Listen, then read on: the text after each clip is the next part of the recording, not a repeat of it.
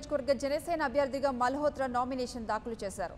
మొదట మైదుకూరు పెద్దమ్మ తల్లి ఆలయంలో ప్రత్యేక పూజలు నిర్వహించారు.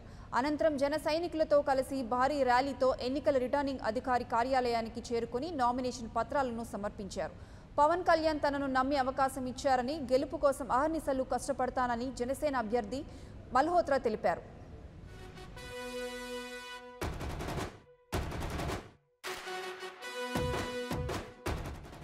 జనసేన పార్టీ మరియు వామపక్షాల కూటమి అభ్యర్థిగా నామినేషన్ సోదరులతో కంప్లీట్ చేయడం జరిగింది.